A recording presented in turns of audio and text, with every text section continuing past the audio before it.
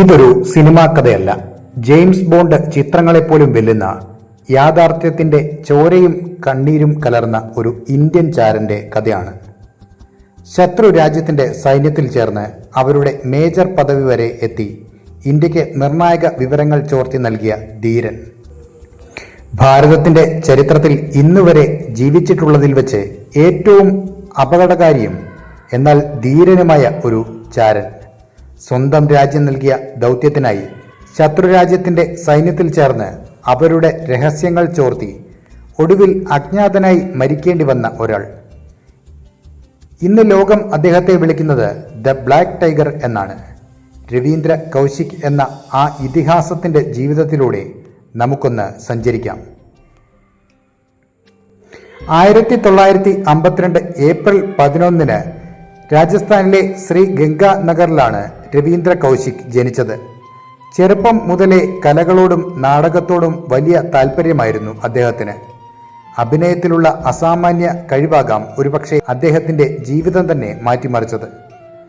തന്റെ 23-ാം വയസ്സിൽ ഉത്തർപ്രദേശിലെ ലക്നൌവിൽ ഒരു നാടകവേദിയിൽ വെച്ചാണ് ഇന്ത്യൻ രഹസ്യാന്വേഷണ ഏജൻസിയായ റോയുടെ ഉദ്യോഗസ്ഥർ അദ്ദേഹത്തെ കണ്ടെത്തുന്നത്. ഒരു ചാരന് വേണ്ട ഏറ്റവും വലിയ ഗുണം ഏതു വേഷത്തിലും ലയിച്ചു ചേരാനുള്ള കഴിവാണ്. കൗശിക്കിൽ ആ കഴിവ് അവർ കണ്ടു. രാജ്യം ഒരു വലിയ ദൗത്യം അദ്ദേഹത്തിന് മുന്നിൽ വെച്ചു. മറുത്തൊന്നും പറയാതെ അദ്ദേഹം അത് സ്വീകരിച്ചു. തുടർന്ന് ഡൽഹിയിൽ നീണ്ട 2 വർഷത്തെ കഠിനമായ പരിശീലനം. പാകിസ്ഥാനിൽ ഒരു മുസ്ലിമായി ജീവിക്കാൻ വേണ്ട ഉറുദു ഭാഷ, ഇസ്ലാമിക നിയമങ്ങൾ, ഭൂമിശാസ്ത്രം എന്നിവ അദ്ദേഹം മനഃപ്പാടമാക്കി. തൻ്റെ പഴയ വ്യക്തിത്വം ഉപേക്ഷിച്ച അദ്ദേഹം സുന്നത്ത് കർമ്മം വരെ നടത്തി പൂർണ്ണമായും ഒരു മുസ്ലിമായി മാറി. അങ്ങനെ നബി അഹമ്മദ് ഷാക്കിർ എന്ന പേരിൽ അദ്ദേഹം തൻ്റെ രഹസ്യ ദൗത്യം ആരംഭിച്ചു. 1975 അദ്ദേഹം അതിർത്തി കടന്നു. ഒരു സാധാരണക്കാരനായി ലാഹോറിലെത്തിയ ഷാക്കിർ അവിടെയുള്ള ഒരു കോളേജിൽ നിന്ന് നിയമ ബിരുദം നേടി. പിന്നീട് കണ്ടത് ലോകത്തെ തന്നെ ഞെട്ടിക്കുന്ന നീക്കമായിരുന്നു.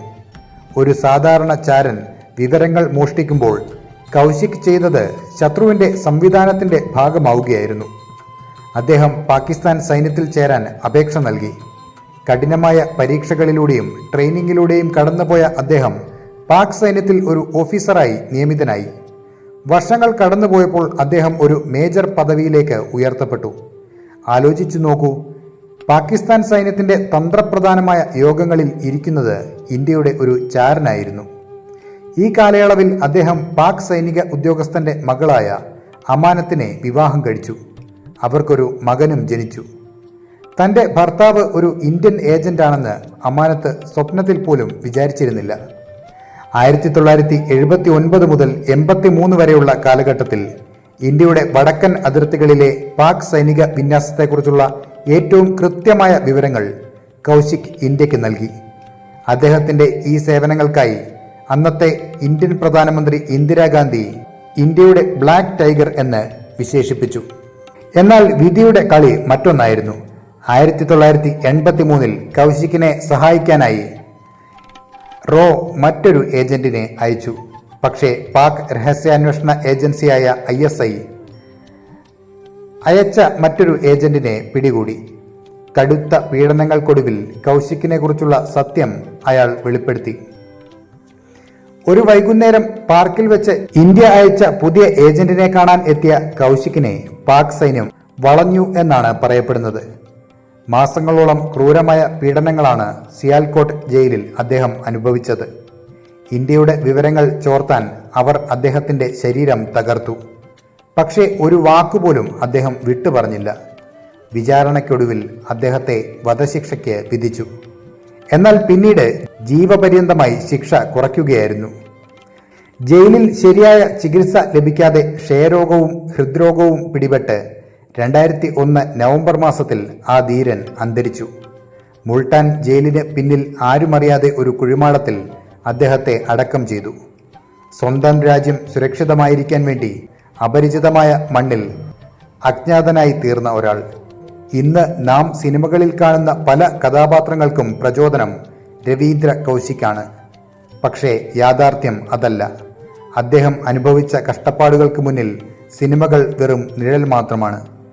അദ്ദേഹത്തെ പോലെയുള്ള നൂറുകണക്കിന് അജ്ഞാതരായ ചാരന്മാരുടെ കാവലിലാണ് നമ്മൾ ഇന്ന് സുരക്ഷിതരായി ഉറങ്ങുന്നത്. ഈ സംഭവ കഥകളൊക്കെ നമ്മുടെ ഓർമ്മയിൽ എന്നും ഇരിക്കേണ്ടതാണ്. ഇവരൊക്കെ ഉള്ളതുകൊണ്ടാണ് ഈ രാജ്യം സുരക്ഷിതമായി ഇരിക്കുന്നത്. ഈ വീഡിയോ നിങ്ങൾക്ക് ഇഷ്ടപ്പെട്ടുവെങ്കിൽ ഷെയർ ചെയ്യുക. രവീന്ദ്ര കൗശിക്കിനെ പോലെ വിസ്മരിക്കപ്പെട്ട മറ്റ് ധീരന്മാരെക്കുറിച്ച് നിങ്ങൾക്കറിയാമെങ്കിൽ അത് കമന്റ് ബോക്സിൽ രേഖപ്പെടുത്തുക. മറ്റൊരു വീഡിയോയുമായി വീണ്ടും കാണാം. നന്ദി.